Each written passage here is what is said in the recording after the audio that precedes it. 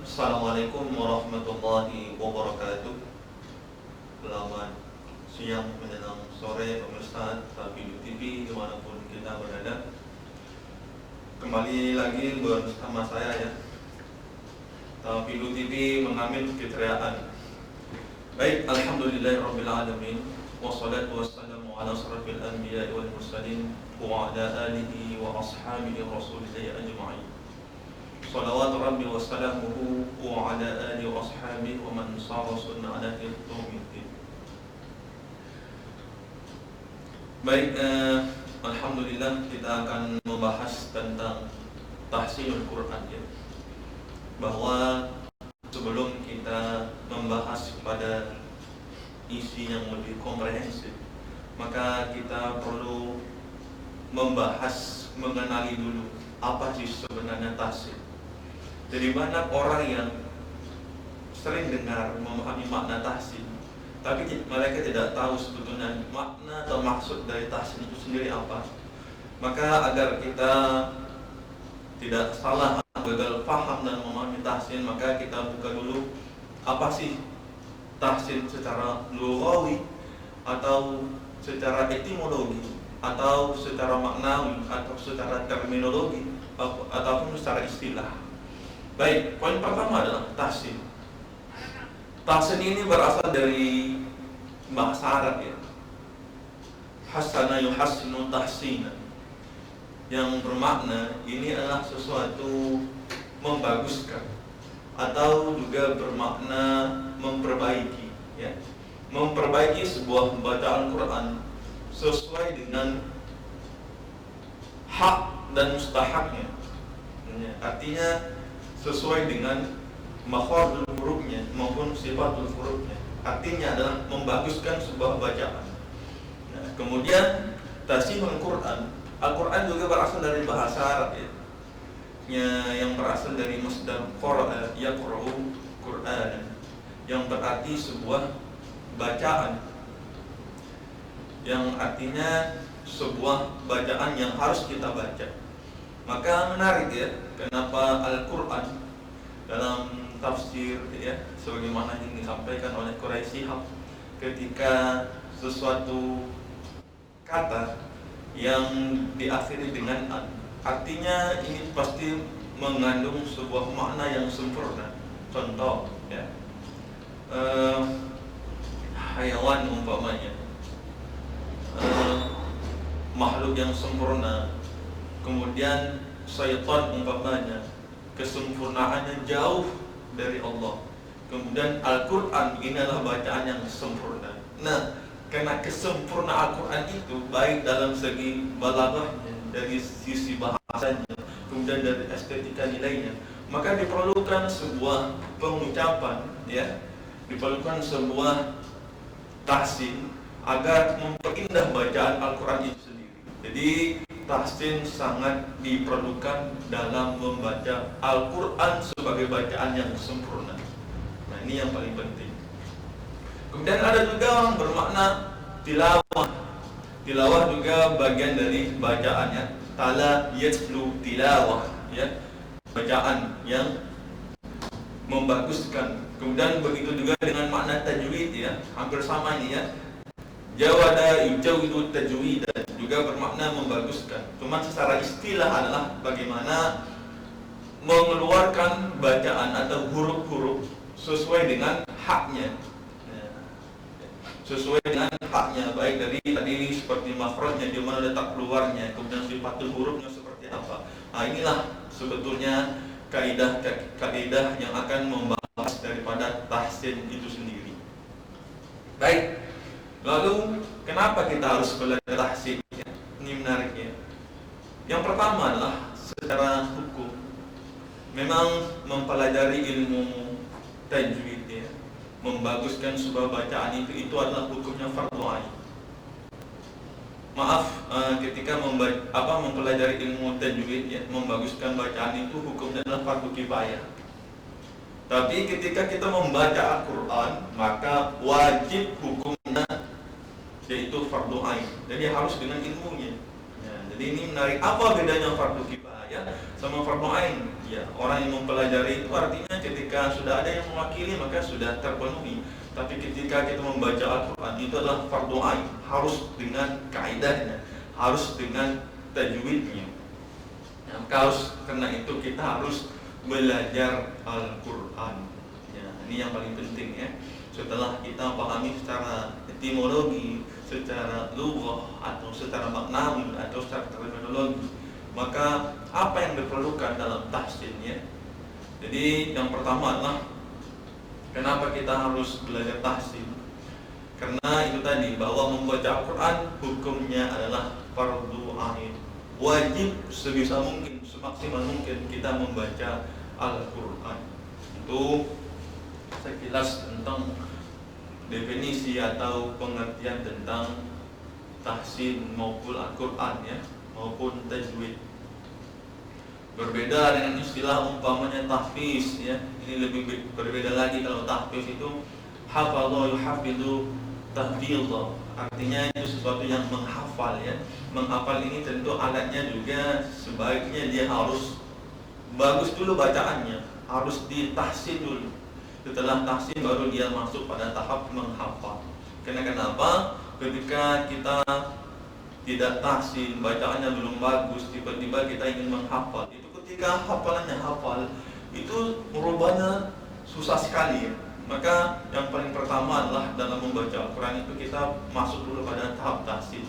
Setelah itu baru kita masuk kepada tahfiz. Nah, kemudian apa saja yang diperlukan ya untuk memahami tahsin itu?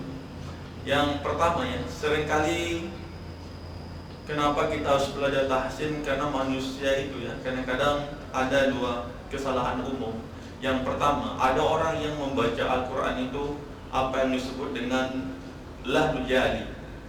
Lahnul jali ini lahnul jali ini adalah sebuah kesalahan yang fatal ya istilahnya, yang sangat jelas kesalahannya. Contoh ya, kenapa kita harus belajar tahsin? Yang kesalahan yang bersifat lahnul jali, umpamanya dalam pengucapan kata, dalam penyebutan huruf umpamanya. Contoh ya, qul huwallahu ahad, di situ kan pakai q. Tapi ketika kita pakai qul, itu maknanya katakanlah bahwa Allah itu satu.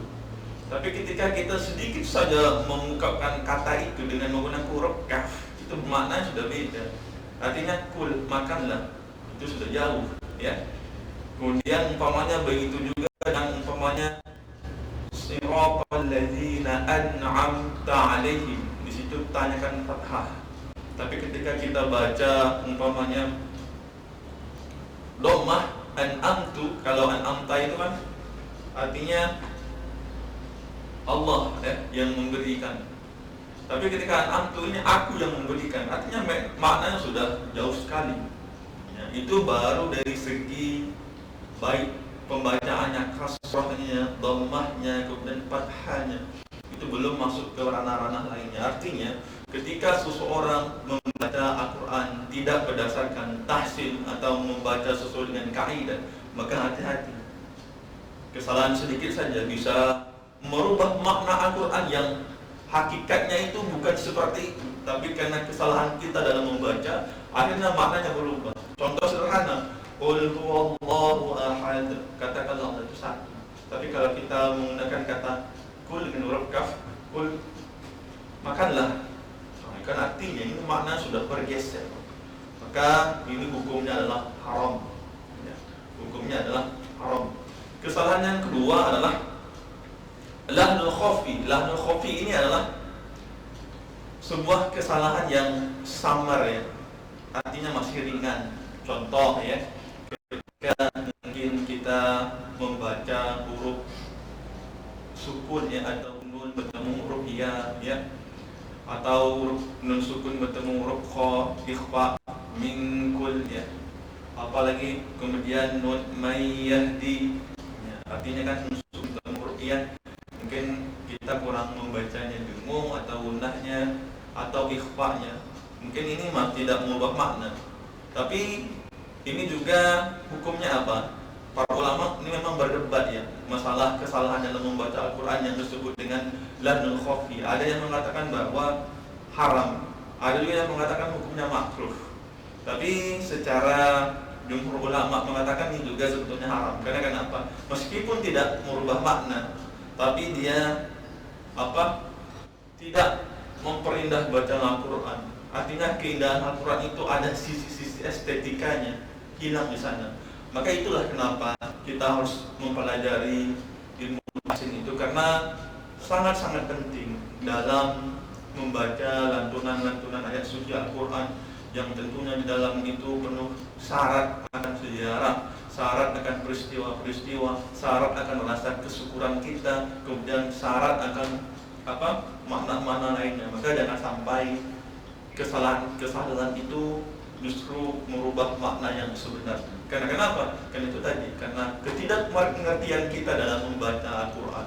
Karena itu tadi, karena tahsinnya belum selesai. Maka kita perlu mempelajari tahsin dalam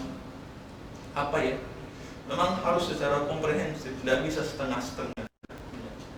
Bahkan untuk belajar tahsin itu perlunya talaki atau musafahah. Dia makanya harus face to face ya.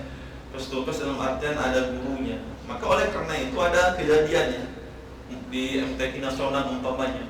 Kenapa ada orang yang pakai nikop ini ya, kemudian ingin disuruh dewan hakimnya dibuka. Sebetulnya bukan masalah nikopnya, tapi dia ingin melihat bagaimana letak hurufnya, mulutnya itu seperti apa. Karena ini kan umpamanya keindahan dan membaca Al-Quran. Karena salah dalam menempatkan huruf saja, maka itu bisa sudah salah. Umpamanya bagaimana membaca fathah, umpamanya membukakan kedua bibirnya, rongganya, atau bagaimana dia membaca dhammah, itu bibirnya harus dimonyongkan. Nah, itu betul-betul dilihat. Artinya di mana letak keluarnya hurufnya itu, maka tahsin itu memang harus talaki.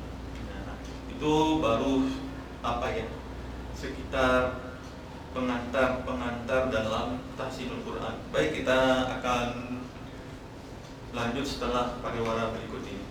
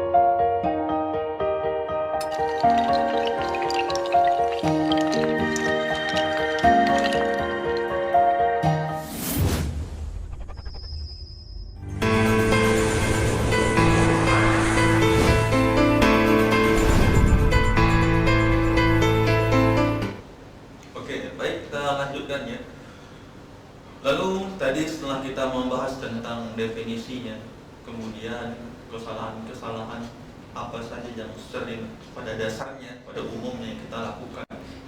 Yang pertama harus kita ketahui ya, apa sebetulnya yang sering terjadi pada kesalahan-kesalahan yang umumnya. Yang pertama adalah tidak konsisten dalam membaca tanda-tanda panjangnya. Umpamanya ya, ada tanda-tanda bacaan itu yang dia harus dua. Contohnya adalah umpamanya ketika huruf waw sukun sebelumnya ada huruf dhammah, dia harus tidak boleh lebih ya. Kemudian juga ada huruf-huruf umpamanya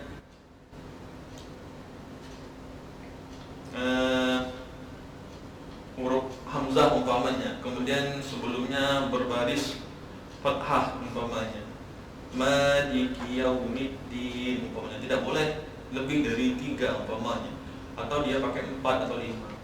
Kemudian ada juga umpamanya huruf-huruf yang biasanya dia bisa pilihannya, atau 2, 4, 6 umpamanya, seperti majais ya, Qul ya ayyuhal kafirun. Majais itu tidak bisa dibaca 2 atau 3. Nah, kemudian konsistensi inilah yang biasanya para pembaca itu dia sering salah ya. Kemudian bagaimana konsistensinya dia menyebut gunnah umpamanya inna a'tayna, biasanya inna paling tidak gunnahnya 3 ketukan ya. Tapi ketika gunnah dari satu ke satu lainnya itu berbeda-beda. Artinya dia kalau mau pakai standarnya berurut semuanya. Nah, biasanya konsistensi ini juga salah satu tahap awal kesalahan dalam membaca Al-Quran ya. Kemudian kesalahan dalam membaca tanda-tanda bacaan Al-Quran, yang kemudian ada juga 2, 4, 6 ya, seperti harakat li sukun ya. Kemudian huruf sukun atau disukunkan kepada waqaf umpamanya, walau dhalin.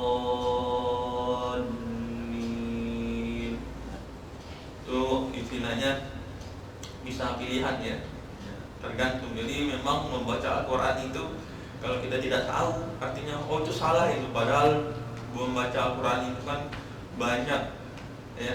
Kemudian juga berdasarkan ilmunya. Kemudian kesalahan kedua adalah tidak seimbang dalam baca gunnahnya, baik mim dhammahnya, kemudian nun gunnahnya umpamanya mimma, kemudian inna. Nah, itu kadang-kadang ketika dia mim dhammah dia bikin pendek, kemudian ketika yang satu laginya dia bikin panjang lagi. Artinya konsistensi dalam membaca Al-Quran itu juga sangat diperlukan. Kemudian yang ketiga adalah kesalahan dalam pengucapan vokal. Artinya dalam pengucapan vokal itu mungkin umpamanya seperti huruf fathah ya. Fathah itu kan umpamanya A, itu dia harus membuka kedua bibirnya atau kedua rongganya. A secara sempurna ya. Kemudian ketika membaca kasrah, nah itu dia hanya bibir yang bawah yang turun, B, V umpamanya, kemudian T umpamanya. Semuanya ada istilahnya kalau dalam apa ya, ada tekniknya, di mana letaknya, bagaimana cara mengeluarkan hurufnya. Kemudian ketika dhammah umpamanya ya, du, bagaimana memoncongkan apa, mengumpulkan kedua bibir atau memoncongkan ke depan, du, hu umpamanya, tu umpamanya. Ya, ini salah satu mungkin kesalahan vokal ya. Apalagi banyak sekali ya huruf-huruf yang hampir persis sama, sa, sya umpamanya, za dan lain sebagainya. Artinya huruf yang berbeda tapi sama bacaannya, nah itu artinya ada sebuah kesalahan. Nah, inilah tugas dan fungsi tahsin, hadir untuk membaguskan bacaan, memperindahkan bacaan atau tilawahnya. Itu kesalahan yang ketiga. Kemudian kesalahan yang keempat ya, yang juga sangat umum, itu adalah kesalahan dalam memantulkan huruf sukun selain qalah-qalah. Ya, contohnya ya, kita membaca apa, sukun itu umpamanya terlalu ditekan umpamanya, waladhdallin. Nah, artinya seolah-olah dia semacam qalah-qalah ya. Maka dia harus jangan terburu-buru, waladhdallin. Nah, karena itu bukan qalah-qalah. Kadang-kadang pembacaan sukun itu karena saking tekannya sehingga sedikit berbunyi seperti qalah-qalah. Nah, ini juga kesalahan-kesalahan yang sangat awam. Itu belum kesalahan-kesalahan yang lainnya. Tapi ini sebagai pembuka, sebagai apa ya,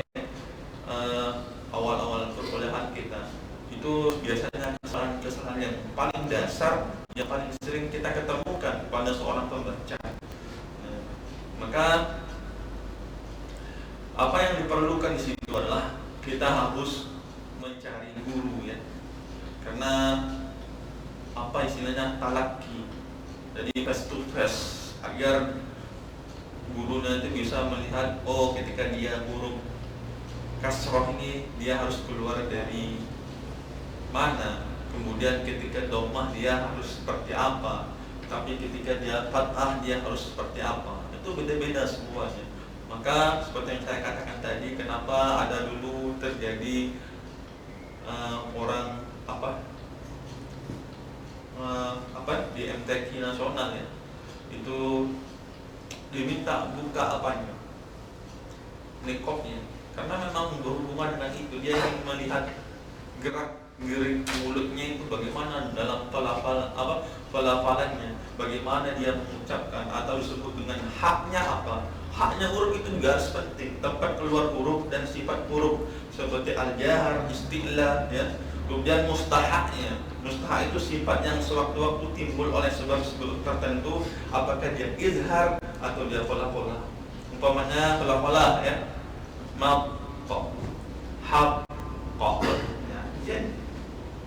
dari bibirnya bisa kelihatan.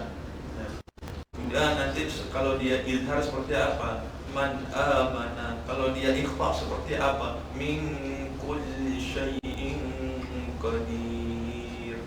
Nah, itu diperlukan. Kenapa tahsin itu sangat diperlukan ya. Kemudian setelah itu ya, kadang-kadang kita juga terlalu gampang ya untuk menyalahkan orang ya, dengan bacaan-bacaan. Umpamanya bacaan Al-Quran ya, tertibul qiraah atau tingkatan dalam membaca Al-Quran itu sebetulnya banyak ya. Saya ambil pendapat yang umum saja. Tingkatan Al-Quran itu sebetulnya ada 4. Yang pertama itu adalah tahqiq ya. Tahqiq ini adalah bacaan yang biasanya untuk pemula, atau dia ini sifatnya agak lambat ya. Ini biasanya digunakan untuk pemula. Contoh kalau membawakannya itu ya, Bismillahirrahmanirrahim. Alhamdulillahi Rabbil Alamin. Ar-Rahmanir-Rahim. Maliki Yaumiddin. Lambat saja dan konsisten ya. Kalau dia mau pakai sukunnya 6, 6. Kalau mau pakai 4, 4. Kalau mau pakai 2, 2. Ya. Kemudian tingkatan kedua adalah tartil. Ya, ini dalam Quran sebetulnya ada. Waratil Quran tartila. Itu dalam Al-Quran surah ayat 4 ya. Waratil Quran tartila. Jadi bacalah Al-Quran itu dengan sebenarnya, sebaiknya dengan tartil. Jadi tartil ini bacaan yang perlahan ya, perlahan. Ini biasanya kalau tadi istilahnya sangat lambat, kalau ini agak sedikit perlahan ya. Alhamdulillahi Rabbil Alamin. Ar-Rahmanir-Rahim. Lebih cepat sedikit daripada tahqiq. Kemudian yang ketiga ada at-tadwir. At-tadwir ini adalah sebuah bacaan, dia tidak terlalu lambat tapi juga tidak terlalu tidak terlalu cepat. Ini biasanya sering digunakan para imam-imam di masjid ya. Tidak terlalu lambat, tidak juga terlalu cepat. Bismillahirrahmanirrahim. Alhamdulillahi Rabbil Alamin. Ar-Rahmanir-Rahim. Maliki Yaumiddin. Iyyaka na'budu wa iyyaka nasta'in. Jadi tidak terlalu lambat, tidak pula dia terlalu cepat, artinya tidak terlalu tergesa-gesa ya. Kemudian yang terakhir adalah al-hadar. Al-hadar ini adalah bacaan yang cepat ya. bacaan yang cepat. Tapi cepat dalam artian tidak juga melupakan kaidah-kaidah ini. Cepat dalam artian tidak juga harus melepaskan atau menanggalkan sisi hukum-hukum dari masing bacaan. Jadi dia juga harus memenuhi hak dan mustahaknya tempat keluarnya huruf, hukum huruf dan bacaan sifatul huruf. Umpamanya ada juga ya, biasanya Imam Suddas itu dia agak cepat ya. Dia pakai dua biasanya. Alhamdulillahirabbil alamin, arrahmanir rahim, maliki yaumiddin, iyyaka na'budu wa iyyaka nasta'in, ihdinas siratal mustaqim. Jadi kalau ambil dua saja, tidak boleh umpamanya. Yang pertama kita ambil bacaan tahqiq, alhamdulillahirabbil alamin. Habis itu Ar-Rahmanir Rahim, Maliki Yaumiddin. Artinya konsistensi juga diperlukan. Nah, maka kalau kita mengambil dua, ya dua temponya. Kalau kita mengambil empat, ya empat. Kalau kita mengambil 5 atau 6. Nah, jadi ada beberapa huruf yang mesti harus dibaca 5 atau 6. Ada beberapa huruf yang tidak boleh dikurangi daripada 5 atau 6. Nah, jadi itulah menariknya membaca Al-Quran ini ya. Memang kalau kita bahas lebih dalam, banyak sekali, belum nanti kita masuk pada hukum-hukumnya, sifatnya, bagaimana huruf-huruf yang keluar dari kerongkongannya seperti apa, kemudian huruf-huruf yang keluar dari ujung lidah itu seperti apa dan sebagainya. Ini nanti insya Allah kita akan bahas secara berbab, namun untuk permulaan itu saya akan membahas secara general saja apa saja yang diperlukan dalam tahsin. Lalu apa yang diperlukan untuk belajar tahsin? Yang pertama adalah kita harus menanamkan sebuah mindset bahwa belajar Al-Quran itu mudah. Jadi niatkan dulu dengan ikhlas bahwa jangan membaca Al-Quran itu sangat mudah. Kenapa? Karena Al-Quran itu adalah sebuah mukjizat. Artinya ketika ada anak yang berumur 6 tahun, 7 tahun dia bisa hafal Al-Quran, maka dalam pelafasannya Allah juga akan memudahkan hambanya. Ya, pertama niat dulu ya. Kemudian yang kedua adalah kita perlu untuk yakin bahwa apa yang kita baca ini betul-betul mendatangkan manfaat bagi kita. Ya. Kemudian apa yang kita bacakan ini betul-betul menjadi sebuah bacaan yang bisa menggetarkan jiwa kita untuk mendatangkan sebuah energi yang positif. Kemudian Al-Quran ini juga sebagai alat untuk menjalani hidup dan kehidupan ini, sehingga kita betul-betul mahabbah, mencintai Al-Quran itu dengan sering mengulang-ulang. Maka dengan mengulang-ulang talaqi dan guru kita, maka secara pelan-pelan kita akan bisa sampai pada proses atau penyempurnaan. Memang tidak ada tahsin itu betul-betul sempurna. Bahkan kata Rasulullah ya, untuk menyebutkan huruf doa itu yang sempurna Rasulullah.